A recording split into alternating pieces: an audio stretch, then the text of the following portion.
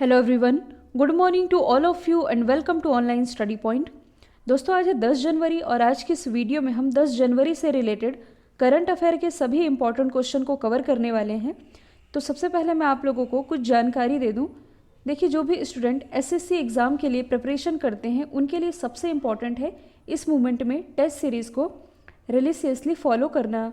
ऐसे exam back to back आने ही वाले हैं, तो टेक्स्ट बुक जिसके टेस्ट सीरीज़ 1 करोड़ से ज़्यादा स्टूडेंट अभी तक अटेम्प्ट कर चुके हैं, उनके पास में आप लोगों को एसएससी सीजीएल के लिए 363 मॉक और एसएससी सीएचएसएल के लिए 282 मॉक, एसएससी सीपीओ के लिए 125 मॉक, इसके अलावा एसएससी स्टेनोग्राफर के लिए 61 मॉक और इसके अलावा भी आईबी एशियो के जो कि आईबी के एग्ज़ाम है, इसके लिए आप लोगों को 76 फुल मॉक टेस्ट मिलेंगे।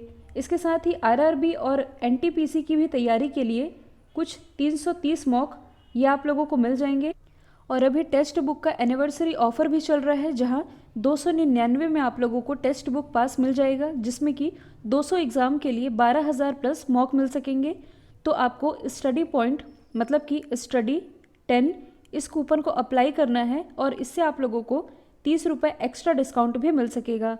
लिंक डिस्क्रिप्शन बॉक्स में दी हुई है। तो चलिए स्टार्ट करते हैं। हमारा पहला क्वेश्चन, हाल ही में सिक्किम उच्च न्यायालय के मुख्य न्यायाधीश के रूप में किसने शपथ ली है?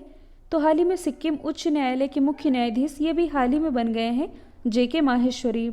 और जेके माहेश्वरी से पहले कौन थे? अरूप कुमार गोस्वामी। जो अरूप कुमार गोस्वामी है ये भी हाल ही में आंध्र प्रदेश उच्च न्यायालय के मुख्य न्यायाधीश बनाए गए हैं। आगे हम डिस्कस भी करेंगे। तो यहाँ से हम जान लेते हैं सिक्किम के बारे में। तो आप मैप में देख सकते हैं सिक्किम की लोकेशन। इसकी राजधानी क्या है? तो सिक्किम की राजधानी है गंगटोक। मुख्यमंत्री कौन है? तो ये हैं प्रेम सिंह तमांग और राज्यपाल हैं गंगा प्रसाद।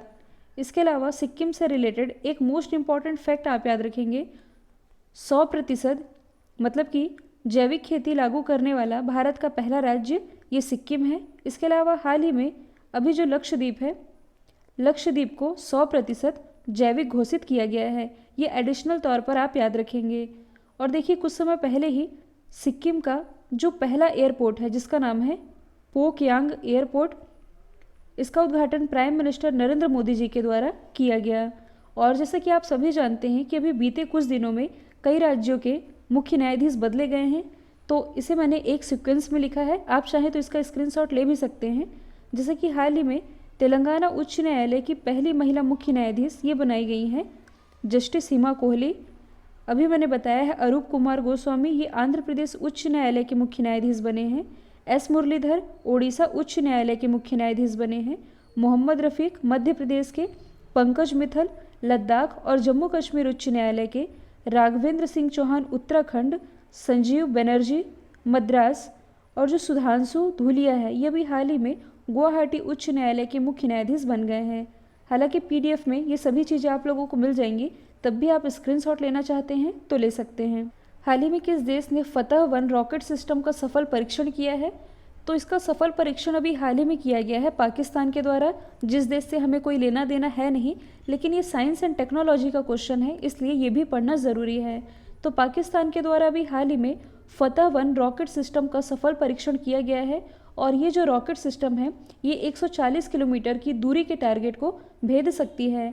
इसके अलावा पाकिस्तान के द्वारा ही कुछ समय पहले ही गजनवी और शाहीन मिसाइल का सफल परीक्षण किया गया था। तो अब हम जान लेते हैं पाकिस्तान के बारे में। ये है इसकी लोकेशन। पाकिस्तान की राजधानी है इस्लामाबाद। यहाँ के प्रधानमंत्री कौन है? इमरान खान। और यहाँ के प्रेसिडेंट है आरिफ अलवी।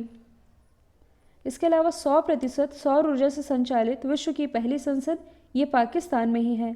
आप लोगों ने सिंधु जल समझौता इसके बारे में पढ़ा भी होगा। सिंधु जल समझौता ये कब हुआ था? तो ये हुआ था 1960 में।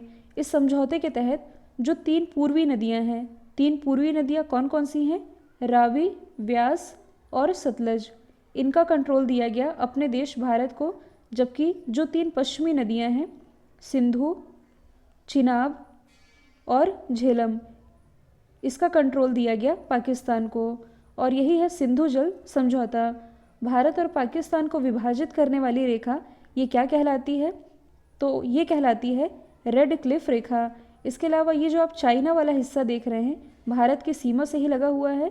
भारत और चाइना को विभाजित करने वाली रेखा ये कहलाती है मैक मोहन रेखा। आप लोगों के लिए रेलवे के तैयारी के लिए, मतलब कि एनटीपीसी और ग्रुप डी की तैयारी के लिए ये जो स्पेशल ई बुक लॉन्च की गई है, जिसमें कि 5000 जीके के क्वेश्चन, 1600 साइंस के और 1000 साइंस के क्वेश्चन, करंट अफेयर के क्वेश्चन कवर कराए गए हैं। 7600 वन लाइनर फॉर्मेट में इस ई बुक को तैयार किया गया है, जो कि आपके रेलवे एग्जाम के पॉइंट ऑफ व्यू से इम्पॉर्टेंट है। इसकी लिंक डिस्क्रिप्शन बॉक्स में दी हुई है। हाल ही में किस राज्य ने मिट्टी और पानी की टेस्टिंग के लिए कृषि संजीवनी वैन को हरी झंडी दिखाई है? तो हाल ही में कर्नाटक गवर्नमेंट के द्वारा 40 कृषि संजीवनी वैन को हरी झंडी दिखाई गई है। और क्यों दिखाई गई है? कृषि के लिए जो मिट्टी का इस्तेमाल किया जाता है, मिट्टी और पानी की टेस्टिंग के लिए। तो सबसे पहले आप मैप में देख सकते हैं कर्नाटक की लोकेशन। इसकी राजधानी है बेंगलोर। बेंगलोर में किसका हेडक्वार्टर स्थित है? भारत की स्पेस एजेंसी इसरो का। इसके अलावा कर्नाटक की राजधानी बेंगलोर में ही भारत की पहली गर्ल्स फुटबॉल एकेडमी, इसकी भी स्थापना की गई है। मुख्यमंत्री हैं BS येदियुरप्पा, राज्यपाल हैं वजुभाई बाला। इसके अलावा इम्पॉर्टेंट नेशनल पार्क की यदि बात की जाए तो अंशी, नागरहोल, बन्नरघट्टा और कुद्रेमुख नेशनल पार्क, ये सभी स्थित हैं कर्नाटक में ही। हाल ही में कर्नाटक का 31वां जिला भी बना है। इसका नाम क्या है? विजयनगर। और जो विजयनगर है ये बेल्लारी से अलग होकर के कर्नाटक का 31वां जिला बन गया है। और कई बार एग्जाम में पूछा जाता है कि हम्पी के खंडहर ये कहाँ स्थित है? तो ये स्थित है कर्नाटक में ही।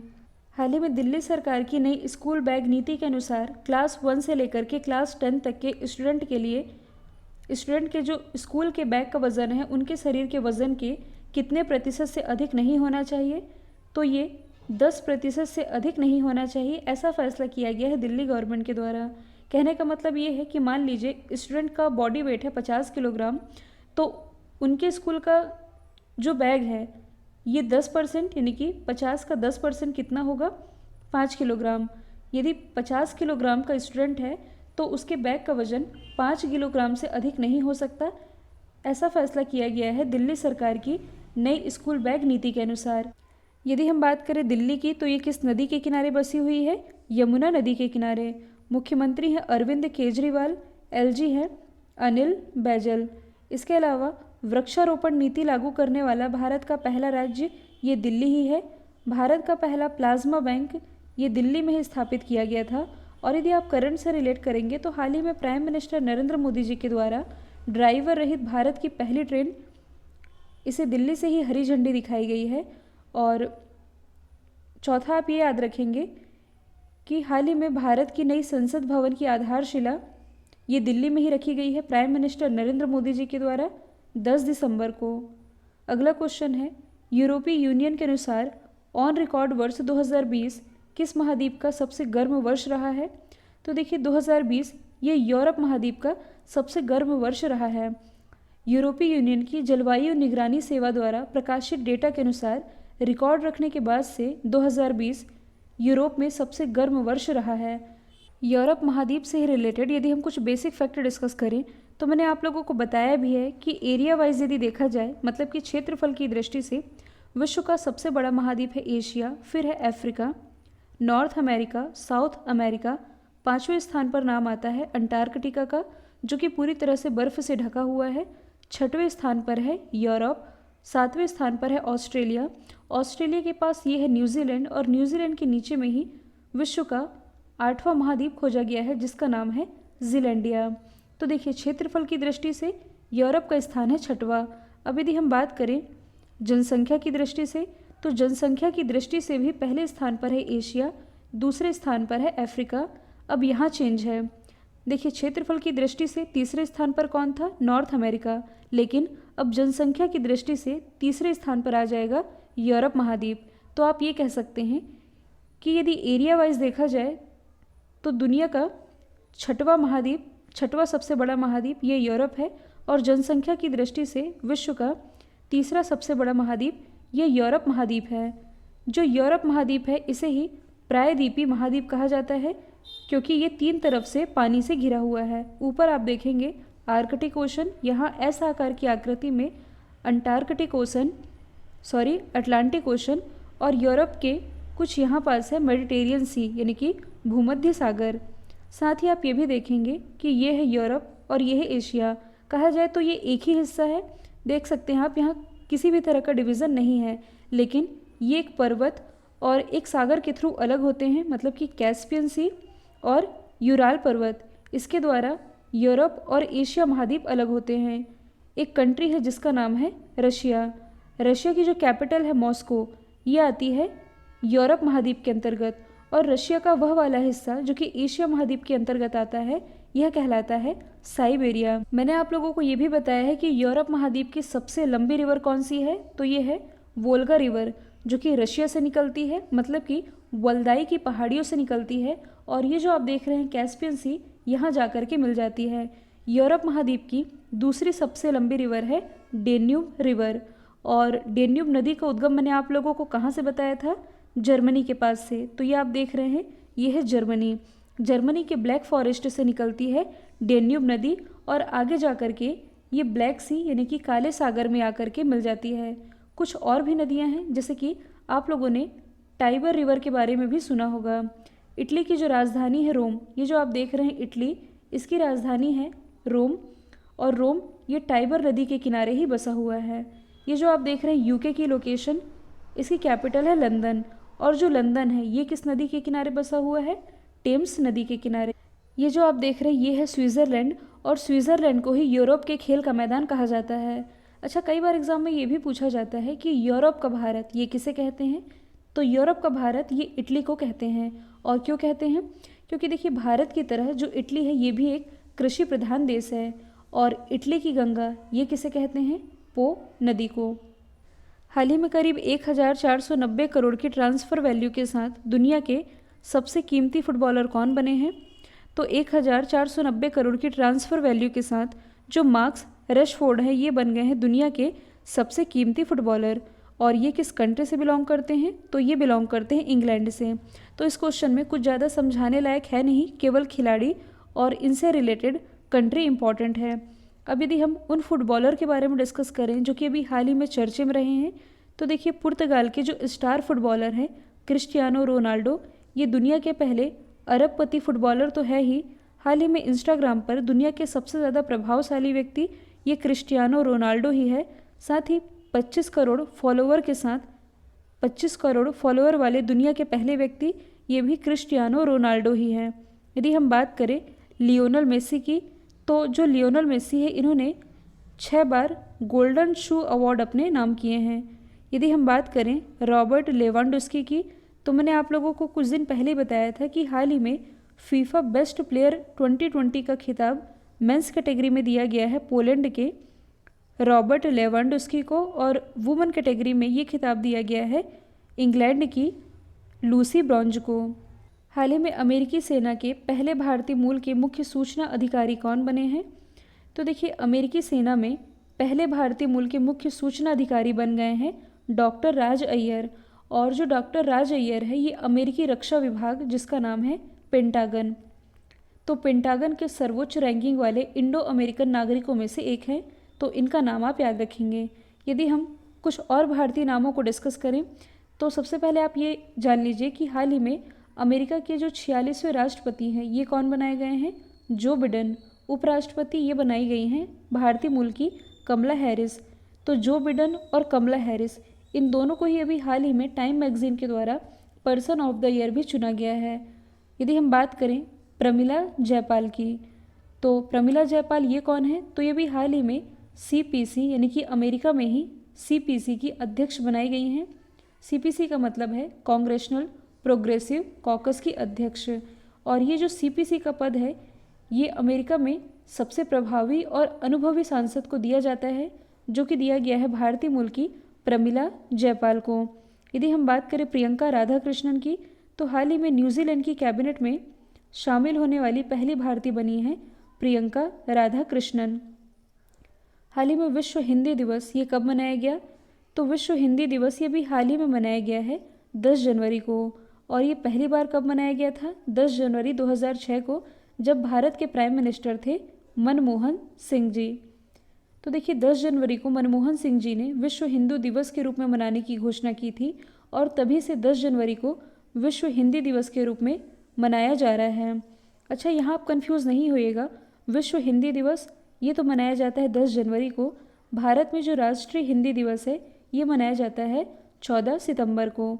यदि हम अदर ऑप्शन को डिस्कस करें तो 9 जनवरी को क्या मनाया गया है? प्रवासी भारतीय दिवस। 6 जनवरी को महाराष्ट्र का पत्रकार दिवस मनाया गया है। इसके अलावा 4 जनवरी को मनाया गया है विश्व ब्रेल दिवस। हाल ही में फ्लाई बिग एयरलाइन की शुरुआत किस देश में हुई है? तो फ्लाई बिग एयरलाइन की शुरुआत अपने ही देश भारत में की गई है और इसका जो संचालन है ये मध्य प्रदेश की एक प्राइवेट कंपनी है जिसका नाम है फ्लाई बिग, इसके द्वारा किया गया है। और फ्लाई बिग के ही द्वारा जो पहली उड़ान है ये इंदौर से जबलपुर के बीच भरी गई, जबकि फ्लाई बिग एयरलाइन की पहली कमर्शियल फ़्लाइट ये इंदौर से अहमदाबाद के बीच चलाई गई। और फ्लाई बिग पहली निजी उड़ान कंपनी है जो देश में इंदौर से अपनी फ़्लाइट का संचालन करती है। अगला क्वेश्चन है, हाल ही में दुनिया का सबसे शक्तिशाली पासपोर्ट किस देश का बना है?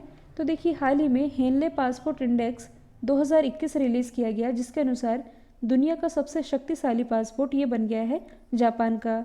हालांकि पिछले साल भी मतलब कि 2020 में जो हेनले पासपोर्ट इंडेक्स रिलीज़ किया गया था इसमें भी टॉप पर था जापान ही।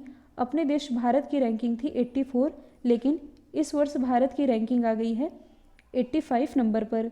तो यहाँ हम डिस्कस कर रहे हैं कि विश्व का सबसे शक्तिशाली पासपोर्ट जापान का है। अच्छा, पासपोर्ट शक्तिशाली, इससे आप क्या समझते हैं? कहने का मतलब है कि जो जापान के नागरिक हैं, जापान के नागरिकों को पूरे वर्ल्ड के 191 यानी कि 191 देशों में जाने से पहले वीज़ा मिलने का इंतज़ार नहीं करना होगा।